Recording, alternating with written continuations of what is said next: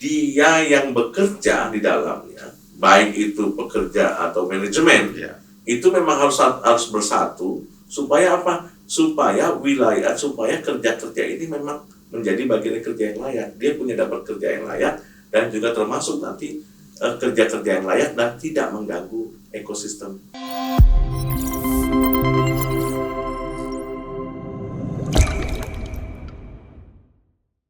Berjumpa dalam Wispo Podcast bersama saya Sumarjono Saragi.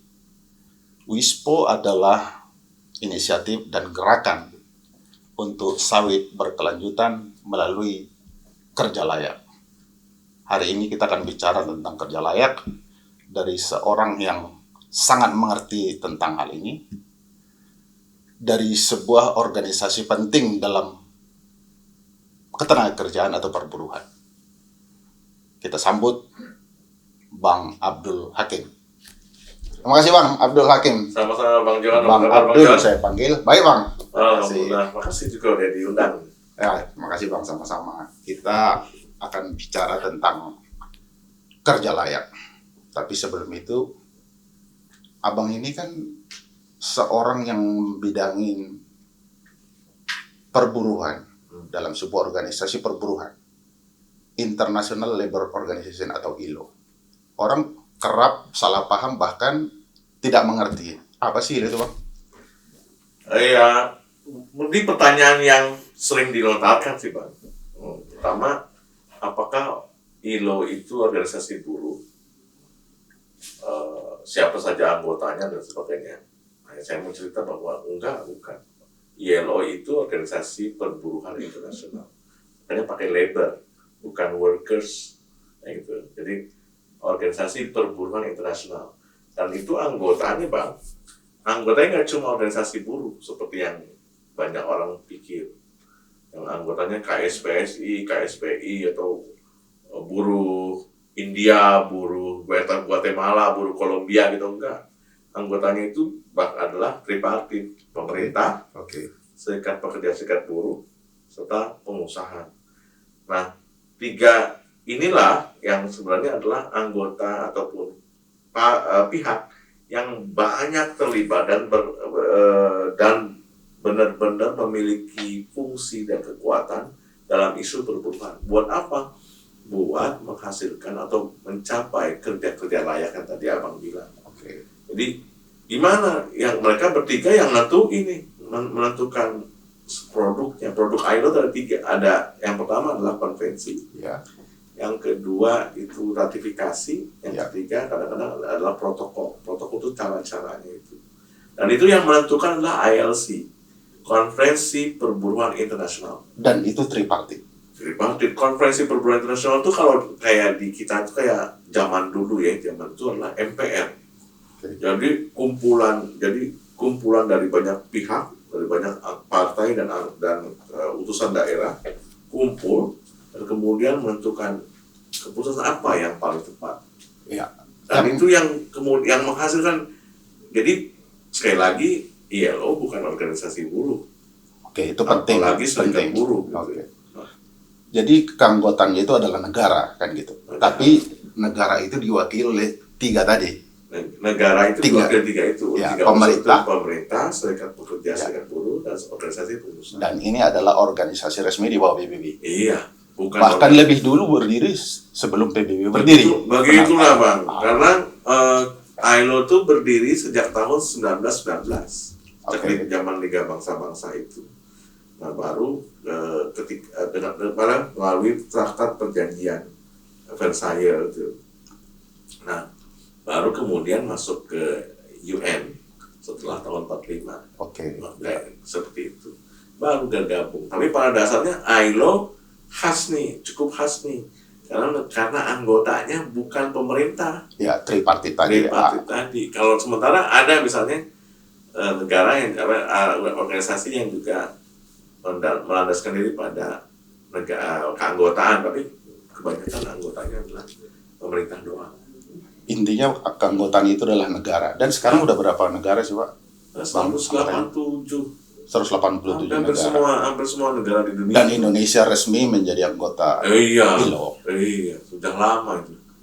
Yang saya pahami sejak tahun 1970 udah jadi anggota.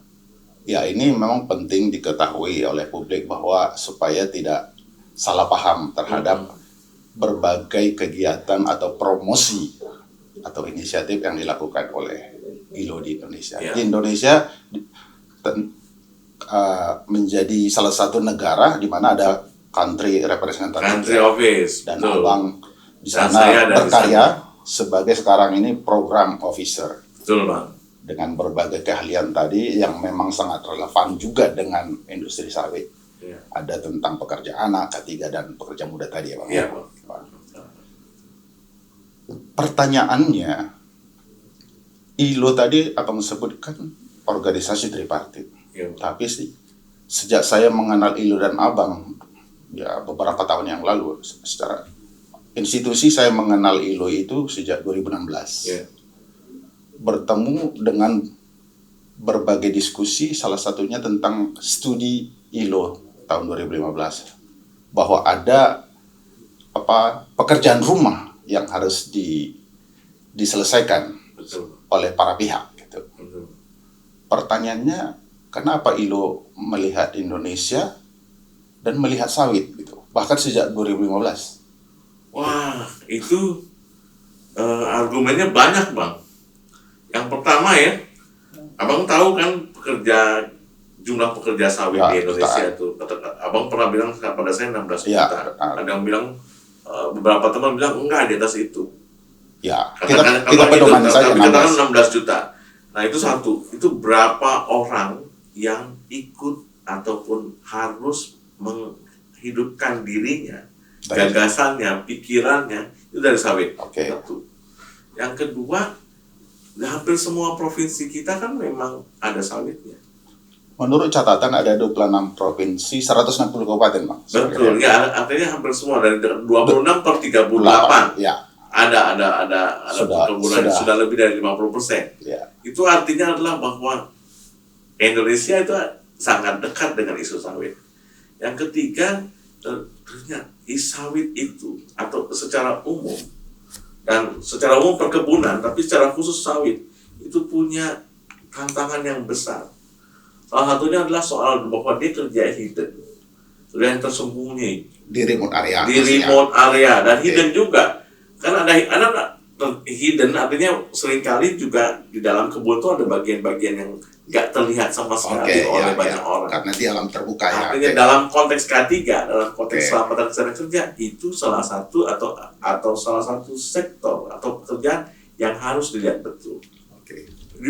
Jadi hazardousnya atau bahayanya itu memang kuat ketika itu udah hidden atau remote. Apalagi ada di wilayah yang besar dan kemudian mempekerjakan banyak orang. Yang kita sama-sama paham juga dari sisi itu, kemudian kita melihat betapa yang terakhir adalah bahwa sebenarnya banyak, nggak cuma 16 juta orang ini yang dihidupi atau mencari hidup di sawit, tapi juga ada ratusan juta orang yang ikut mendapatkan manfaat dari itu. Bukan hanya Indonesia, bahkan dunia. Bahkan dunia. Jadi mau nggak mau dia yang bekerja di dalamnya, baik itu pekerja atau manajemen, itu memang harus bersatu supaya apa? Supaya supaya kerja-kerja ini memang menjadi bagian kerja yang layak. Dia punya dapat kerja yang layak dan juga termasuk nanti kerja-kerja yang layak dan tidak mengganggu ekosistem sawit seperti itu, entah itu lingkungannya atau orang yang di luar itu. Saya pikir sih itu yang harus saya ungkapkan, karena banyak juga mengatakan bahwa ini saya juga dengar Bang John, ini sawit dimasukin karena sawit adalah bagian dari pendapatan asli kita, PDR macam-macam, jadi harus dilihatin ya oke, tapi maksudnya memang ada argumen itu, tapi kemudian kalau ini jadi pendapatan asli, maka atau pendapatan yang utama, maka ini yang harus kemudian dikuatkan, dijadikan sebagai bagian dari yang memberikan kehidupan yang layak buat mereka yang ada dalam maupun di luar ekosistem. Iya Bang, saya secara pribadi karena terlibat aktif sejak 2016 ya. ya sangat memahami. Iya. Bahkan saya pada level berterima kasih kepada ILO sebagai lembaga global yang berinisiatif melakukan berbagai kolaborasi dan inisiatif. Iya. Tapi seringkali karena kurang tersampaikan hal-hal yang baik itu sering disalahpahami orang. Bahkan sering ada suara-suara ILO ini membawa misi barat, kan begitu. Padahal yang saya pahami adalah kerja layak adalah sustainability. Sawit berkelanjutan adalah menjadi tujuan dan standar yang harus dipenuhi industri sawit. Nah, sekarang dalam konteks sustainability, kalau kita bawa ke SDGs, makanya ILO itu menjadi penting gitu ya. Kerja layak di dalam SDGs tujuan nomor 8. Ini kira-kira apa sih itu kerja layak itu? Seringkali orang salah paham apa kerja layak, apa belum layak gitu. Iya, pertama kalau saya sih Pak lebih senang menjelaskan kerja layak itu ketika hak semua orang termasuk pekerja dan manajemennya itu dipenuhi. Hak normatifnya terpenuhi. Oke. Yang kedua, ya semua masih normatif, tapi juga yang paling utama tuh dia selamat dan sehat. Berarti ada safety. Oke. Yang ketiga juga soal bagaimana kau diperlakukan setara. Oke. Terus karena itu menjadi tren sekarang ya. Iya, lalu juga yang dia nggak dipaksa kerja di situ. Ada kebebasan memilih kerja paksa, tapi tidak dipaksa dan tidak menjadi bagian dari kerja paksa. Oke. Yang kelima juga nggak boleh ada perempuan dan anak yang kemudian menjadi bagian dari kelompok yang bekerja di situ secara formal kayak gitu. Itu nggak boleh. Yang baik jangankan formal, informal juga sebenarnya nggak boleh terlibat. Dan ini ada cerita-cerita baik sebenarnya di Indonesia itu beberapa kelompok tuh udah banyak bekerja kan. Kelompok nggak cuma yang LSM, tapi juga ada serikat pekerja, serikat buruh dan juga pengusaha yang bekerja untuk kemudian mencegah agar anak-anak itu ikut terlibat. Beberapa pengawas saya juga tahu, pengawas kerjaan. Saya juga tahu sangat concern sama masalah itu, sehingga anak-anak yang ada di lingkungan sawit itu kemudian didorong.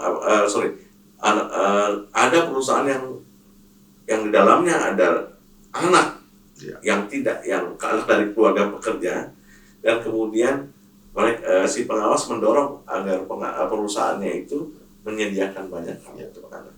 Dan jadi dari sisi itu, Bang John, kerja layak itu pada dasarnya bukan melulu hak normatif, tapi dia juga soal hidupnya. Maaf kata, kalau K3 kan soal hidup banget tuh.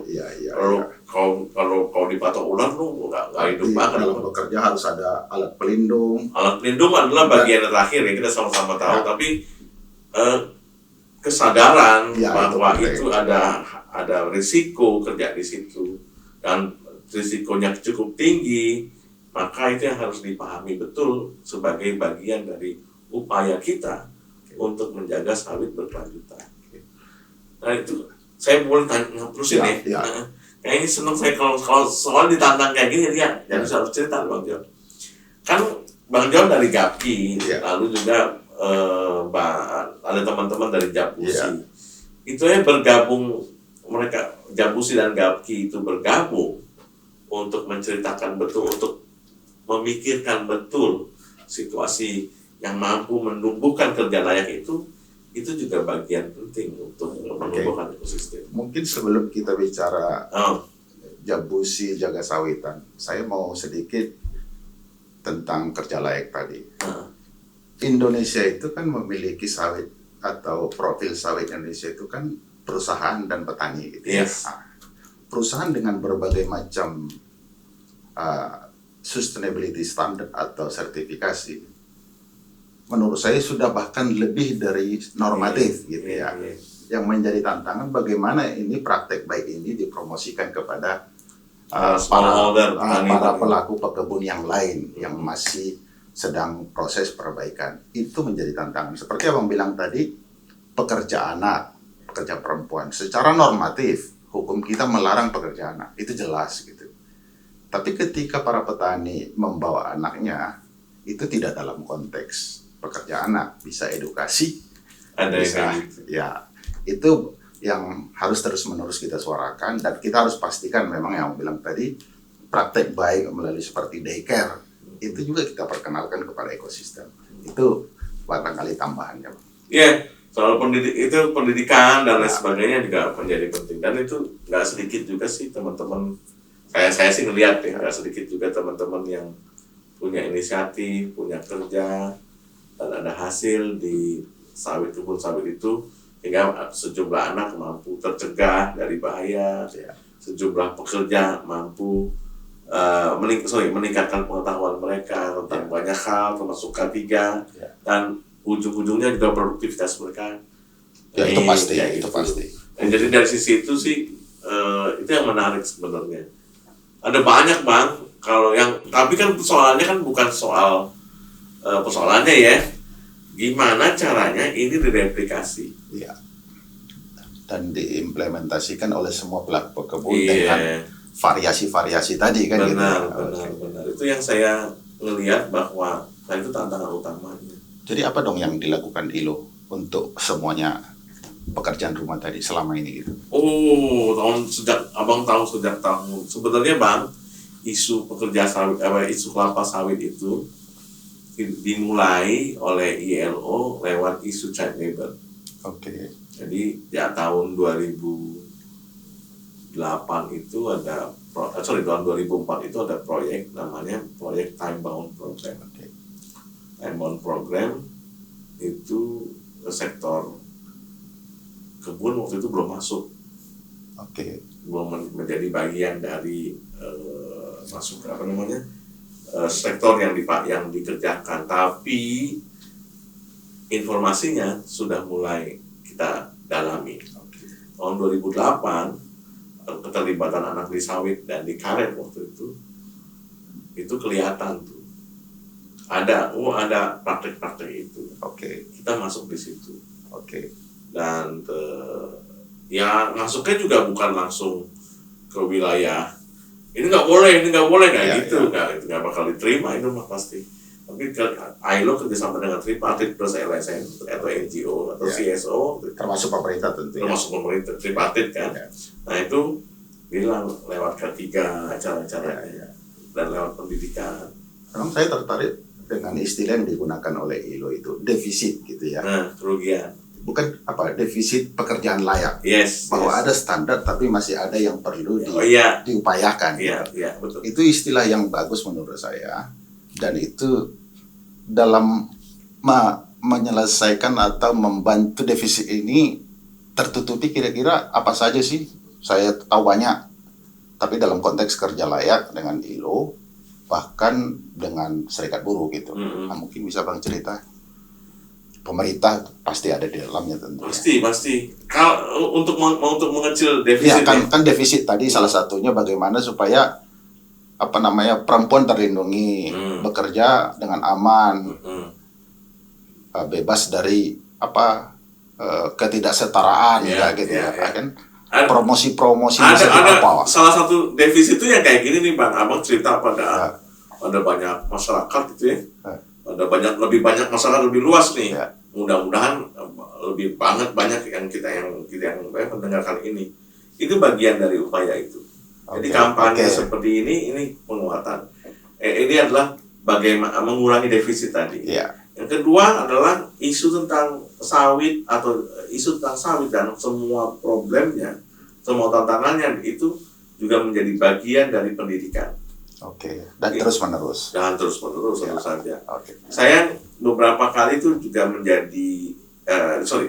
diminta untuk ngasih masukan untuk beberapa skripsi dan tesis. Saya senang tuh. Satu atau duanya terkait dengan sawit. Menurut hemat saya isu-isu itu menjadi penting, dan isu itu penting dibahas dalam suatu karya ilmiah. Nah, tantangannya adalah gimana agar isunya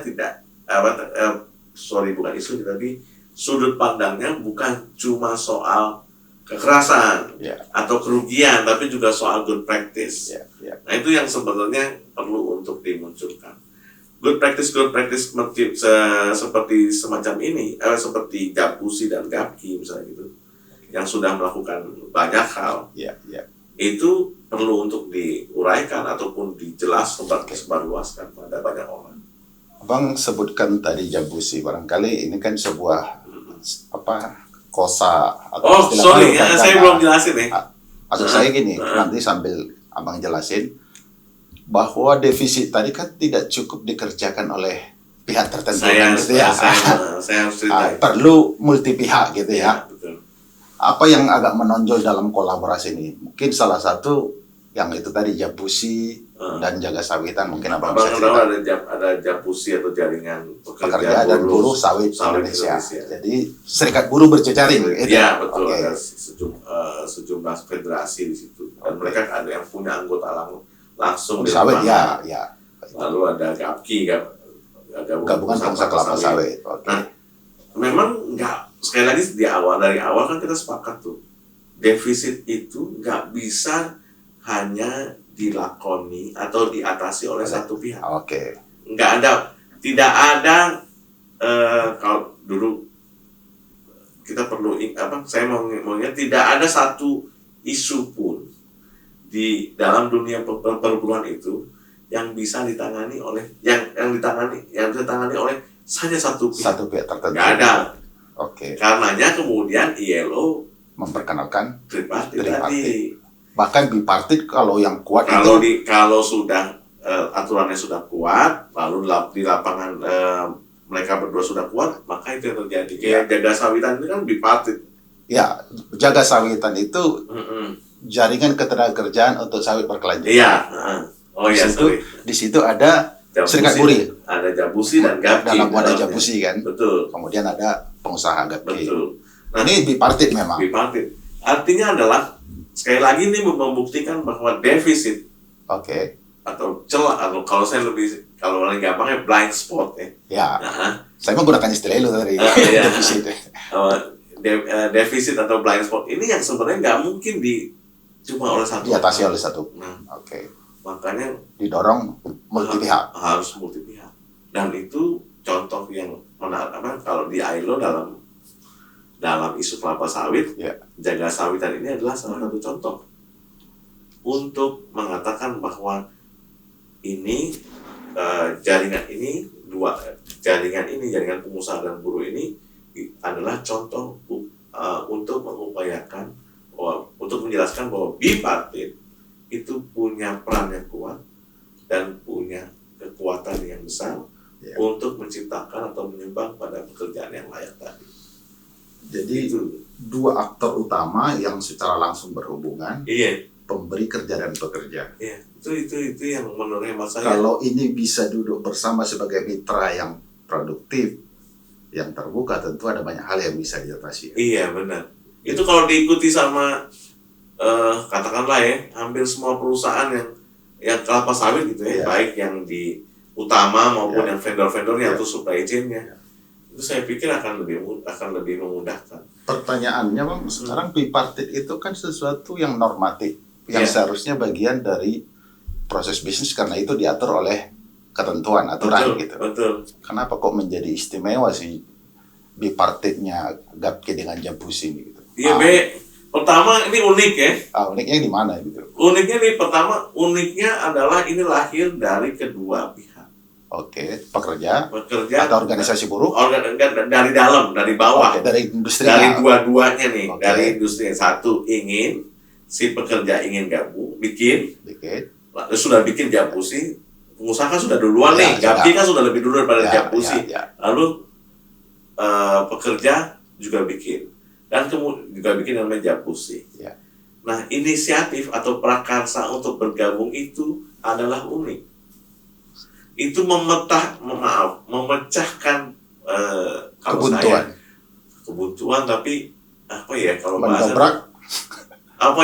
saya itu paling gampang, ini kayak semacam dulu kan semacam misteri yang dulu kan nggak pernah bisa bergabung tuh, seolah-olah pengusaha sama pekerja kan nggak bisa, kayak minyak dan air nggak pernah bergabung. Kan seharusnya memang harus bersatu kan gitu. Kalau melihat dalam dunia yang ideal dalam dunia yang ideal satu. Nah, makanya menjadi menarik nih bergabung antara antara Japusi dan Gapki. jejaring para Iya, serikat buruh ya. itu yang saya terus terang seneng kalau menceritakan hal itu pada dunia luar.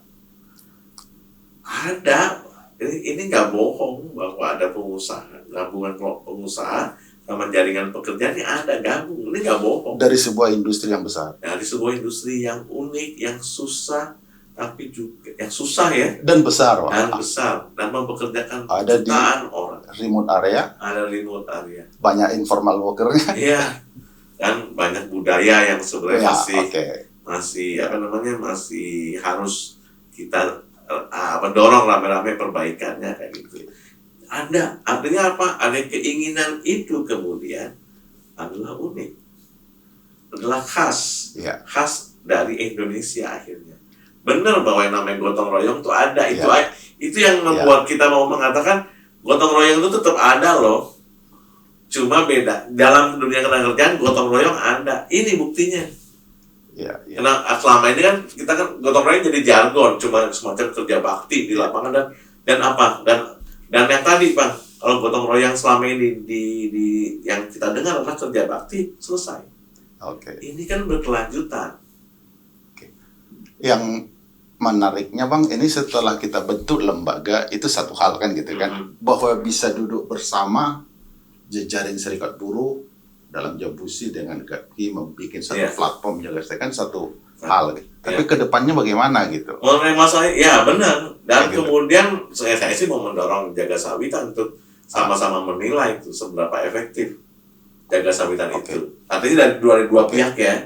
Dan dari sisi itu ketika sama-sama menilai menjadi menarik tuh untuk makin memperkukuh atau memperkuat gagasan bahwa bipartit di sawit memang bergotong royong untuk menciptakan kehidupan kerja yang layak.